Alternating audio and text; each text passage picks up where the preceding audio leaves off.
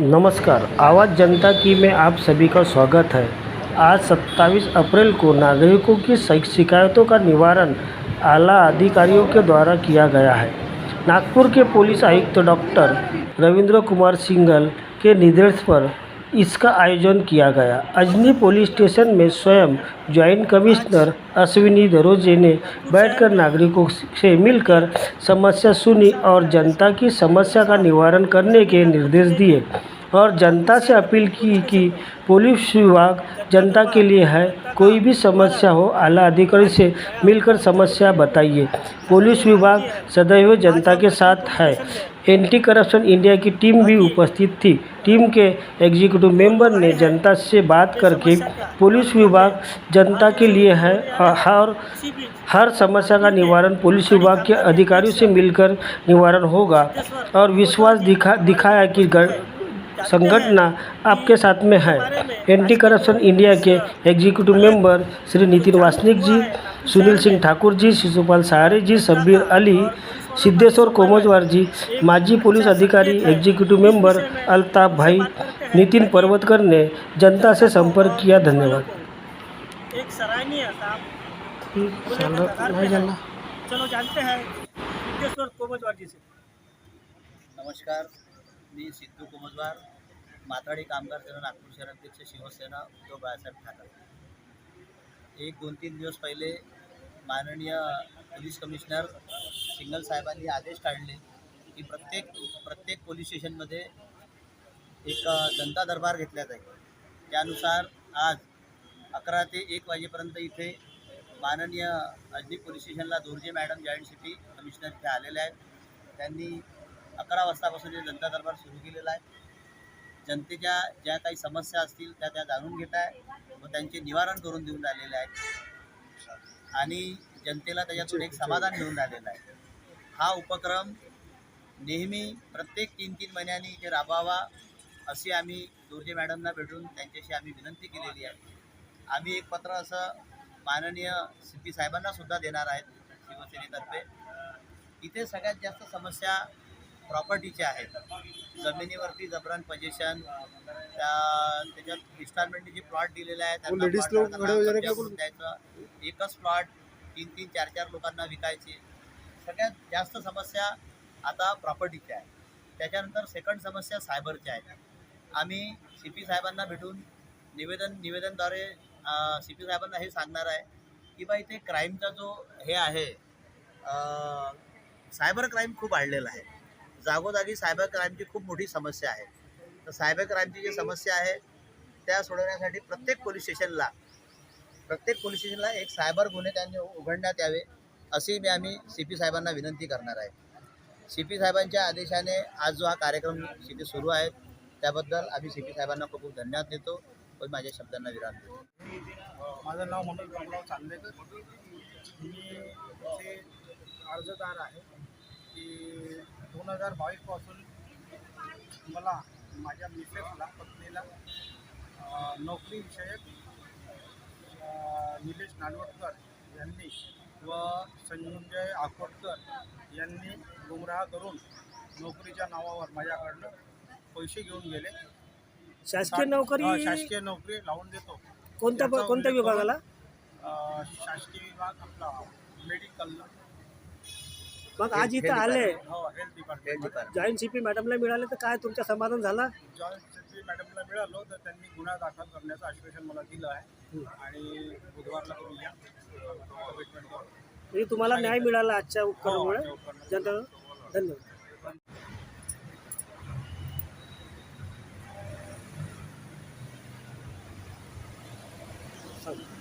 2007 मध्ये आम्ही प्लॉट केलेली आहे इथे गोविंद बिल्डर्सवाल्यांकडे। तर त्याच्यानंतर आम्ही टप्प्याटप्प्याने 1000 रुपये भरून प्लॉट बुकिंग केलं होतं। त्याच्यानंतर टप्प्याटप्प्याने 10,000, कधी 20, कधी 25, 15 असे टप्प्याटप्प्याने पैसे दिले। 2012 पर्यंत यांना पैसे दिलेले आहेत। हेड ऑफिस कुठे आहे? ते तुकाराम बिल्ड सभागृहाच्या समोर रिंग रोडवर। आता तुमचे पूर्ण पैसे देऊन झाले? नाही, अर्धे झाले। आता काय रजिस्ट्री करून देत नाही का? तो तर रजिस्ट्री करून ते काही देऊन नाही राहिले। आणि मध्ये कुठे केव्हा फोन केला तर उचलत नव्हते. कधी म्हणायचे की बा भेटतो मी, तर ऑफिसमध्ये भेटतो, तर ऑफिसमध्ये पण नसायचे. आणि आपण ही येऊन- तक्रार केव्हा टाकली इथं अजनीला? आपण ही तक्रार हे आहे ना, अजनीला नाही टाकली आपण साहेब, CP ऑफिसला तक्रार केलेली आहे. ती तक्रार 1/12/22 केलेली होती. हां हां. पहिली तक्रार आपली 1/12/22 केलेली आहे आणि त्यानंतर ती केस अशी फिरत वगैरे अजनी पोलीस स्टेशनपर्यंत आली. मागच्या मार्च महिन्यामध्ये केस या ठिकाणी आली. तेव्हापासून आपण अजनी पोलीस स्टेशनलाही फॉलोअप घेतला. परंतु ते जे कोणी SI होते त्यावेळेला, तर त्यांच्याकडे ती केस साधारणतः वर्षभर पेंडिंगच राहील. कोण आयो कोण होते इथले? हा? आयो तपास अधिकारी कोण? तपास अधिकारी काय होतं नाही त्यांनी काय केलं नाही का काही कारवाई? लांबतुरे म्हणून होते. त्यांनी त्यांनी कारवाई काही केलं नाही. त्यांची ट्रान्सफर झाली, PI साहेबांची ट्रान्सफर झाली आणि त्या दरम्यानमध्ये आम्ही परत 2-3 राऊंड घेतले. तर त्या ASIने ती केस नवीन येणाऱ्या गृहस्थांना हँडओव्हर सुद्धा केलेली नाही. आता आपण मॅडमला भेटले, तर मग जॉईंट CP ऑफिसला परत रिप्रेझेंट केलं ना आपण, हा. रिमाइंडर दिलं. मग ते CP ऑफिसवरनं CP साहेबांचं एन्डोर्समेंट त्याच्यावरती आलं आणि तशा प्रकारे एन्डोर्स होऊन ती केस परत इथपर्यंत आली आणि मग त्या केसला थोडीशी अर्जन्सी आली. तर आम्हाला या महिन्यामध्ये दुसऱ्यांनी बोलावणं झालेलं आहे आणि जे कोणी क्लायंट होते, ज्यांचे ते पैसे बसलेले आहेत, ते सर्वांना हे बाहेरगावी असतात. आमचे मित्र लोक किती आहेत असे आहेत. क्लायंट तिथले? आता 5 जणांची ही केस आहे. 5 जणांचे.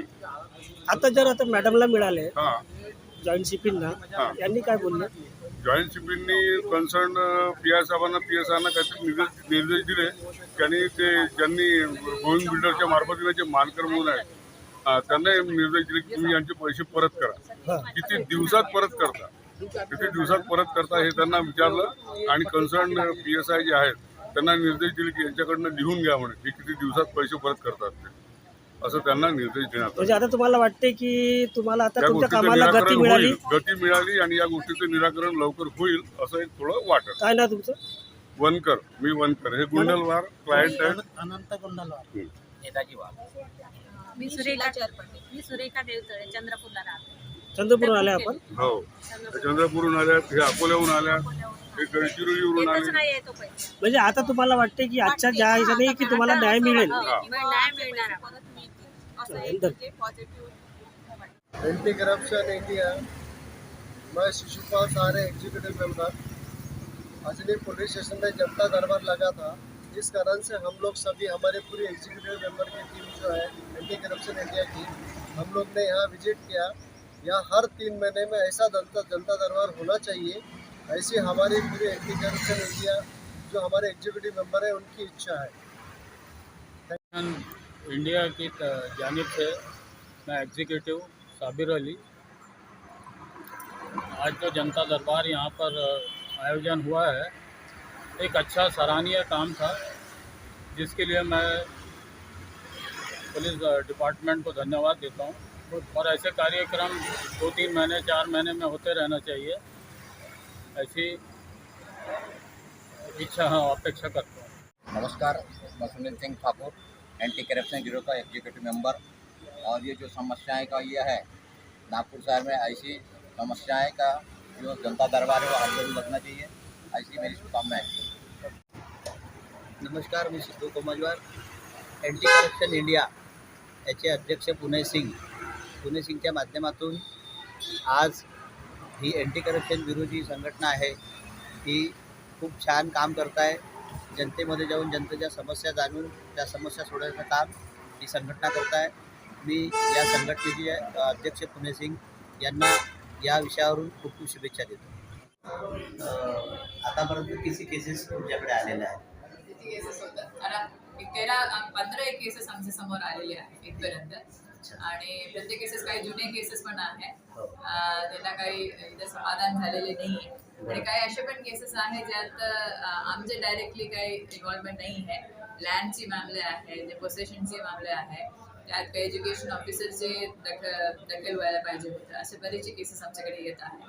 पण जिथे पोलिसांची जे दखल घ्यायला पाहिजे त्याप्रमाणे आम्ही करत आहोत. आता मॅडम कसं आहे की सायबरचं खूप वाढलेलं प्रमाण आहे सगळीकडे सायबरचं. तर आमची इच्छा आहे की बा सायबरचं प्रत्येक पोलीस स्टेशनला एक वेगळं डिपार्टमेंट असायला पाहिजे. त्याबद्दल तुमचं काय म्हणजे मत आहे? सायबरचे पोलीस स्टेशन आहे आणि सायबरचे केसेस जे आहेत, सायबरचे पोलीस स्टेशनमध्ये गेले तरी जे पर्टिक्युलर पोलीस स्टेशन संबंधित आहे आणि पोलीस स्टेशन हाताळू शकतात ते पोलीस स्टेशनच करतात. पोलीस स्टेशनमध्ये म्हणजे प्रत्येक झोनमध्ये सायबरची आमची टीम आहे तो सक्षम आहे.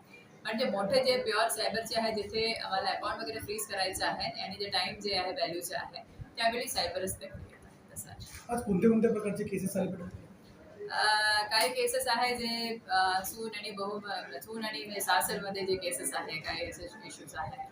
काही जे आहे जे मकान मालिक आणि जे भाडेकरूमध्ये जे केसेस आहे. काही आहे की प्लॉट विक्री करून दिलेली आहे पण पोसेशन दिलेले नाही आहे किंवा 2 वेळा प्लॉटची विक्री झालेली आहे रजिस्टर्ड आहे. तर बरेचसे केसेस आमच्याकडे आलेले आहे. काही आहे की पगार काही जे आहे जे खोट्या स्वाक्षरीचे पण आलेले आहे. सर्व आम्ही काही निपटारा झाले का? आम्ही त्याप्रमाणे काही केसेसमध्ये गुन्हे दर्ज करत आहे आणि काही केसेसमध्ये आम्हाला दुसरा पार्टी आलेले नाही त्यांचे पण आम्हाला ऐकायचे आहे. तर त्या पार्टीला आम्ही इकडे बोलवलेली आहे. काही पार्टी आता येण्याचं वेळ होत आहे. काही पार्टी बद्दल आम्ही काही नोटिसेस वगैरे इश्यू करत आहे त्यांना आणण्यासाठी आणि त्यांच्याकडून त्यांची बॅग घेण्यासाठी. त्या नवीन तक्रारी आल्या आहे का मॅडम की पेंडिंग झालेल्या तक्रारी तुम्ही या निवारण केला आहे? आता ही जे पेंडिंग तक्रारच आमची काय त्यांना नोटिफाय जे केलेले आहे पोलीस स्टेशनकडून जे नोटीस गेलेले आहे ते जुने जे तक्रारदारच केलेले आहे ज्यांचे समाधान झालेले नाही. तर म्हणजे काही वेळा जे पोलीस स्टेशनमध्ये आलेले आहे किंवा आता जे नवीन टीम आहे आमच्याकडे जे इलेक्शन डिक्लेअर झाल्यानंतर तिकडचे ठाणेदारचे पण चेंज झालेले नवीन ठाणेदार आलेले आहे. नवीन काही इन्व्हेस्टिगेशन ऑफिसर पण चेंज झालेले आहे. तर जे काही जुने प्रकरण आहे त्यात ऑलरेडी पोलिसांनी चार्जशीट पण पाठवलेली आहे पण त्यांचं जे तक्रारदार आहे त्याचे समाधान झालेले नाही असे पण केसेस आलेले आमच्याकडे. पण आम्ही ऐकत आहे आणि आमचे अजून काहीतरी कारवाई करायची अजून नवीन काही केसेस दर्ज करायचे त्याप्रमाणे आम्ही करत आहे कारण न्याय देणे आमचा उद्देश आहे. काही नवीन प्रकार सध्या सिंगल साईडचे नवीन आता प्रकार काढत आहे म्हणजे तक्रार निवारण आणि काही विषय त्याच्यामध्ये काय सांगसाल तुम्ही नागपूरकरांना? असंच आहे की म्हणजे आम्ही जनतेकडे नाही तर आम्ही जे पोलीस भवनमध्ये आमचे ऑफिस आहे आमच्याकडे बाकी कामासोबत आम्ही तक्रारदारांना भेटत आहे. पण काही तक्रार जे आहे सिनियर ऑफिसरसोबत म्हणजे त्यांच्या समोर जाऊन त्यांचे जे प्रश्न आहे बोलण्याची इच्छुक आहे पण तोपर्यंत जाणे सक्षम नाही आहे. काही तर त्यांना वेळ भेटत नाही. पण आम्ही आता एक दिवस ठरलेले आहे त्यात आम्ही पोलीस स्टेशनमध्ये येत आहे आणि या पोलीस स्टेशन संबंधित जितके तक्रारदार आहे त्यांनी येण्यामध्ये सवय आणि त्यांना सवलत आहे येऊन त्यांचे जे काय आहे. आणि इकडे पोलीस स्टेशन घेण्याचे अजून एक फायदा आहे की ते सर्व जे आयु वगैरे आहे त्यांनी केस हँडल केलेले आहे ते ऑलरेडी अवेलेबल आहे. त्यांना आम्ही विचारू की आतापर्यंत काय केलेले आहे काही त्यांच्याकडे दुसरे जे भाग आहे त्यांनी ऐकलेले असते तर त्याप्रमाणे आम्ही बेटर निर्णय घेऊ. नागपूरमधली गुन्हेगारी कमी होत नाही मॅडम त्याच्याबद्दल काय सांगता? नाही मी एग्री करत नाही की नागपूरमध्ये गुन्हेगारी कमी होत नाही. नागपूरमध्ये गुन्हेगारी कमी करण्याचे आम्ही हा एक चांगला एक पाऊल आहे आणि यातून काय आहे की पोलीस आणि जनतेमध्ये जे विश्वास आहे ते वाढवण्याची एक उत्तम योजना आहे आणि यशस्वी करण्याचा प्रयत्न. मॅडम हा जनतेमध्ये एक चांगला संदेश जात आहे की जे CP साहेबांनी आता हे घेतलेलं आहे. पण जनतेची अशी मागणी आहे की हे प्रत्येक 3-3 महिन्यामध्ये व्हायला पाहिजे. याबद्दल CP साहेबांचं किंवा तुमचं काय मत आहे? CP साहेबांचे काय मत आहे मी बोलू शकत नाही पण ऍटलीस्ट मला वाटतं की महिन्यात एकदा तर व्हायला पाहिजे.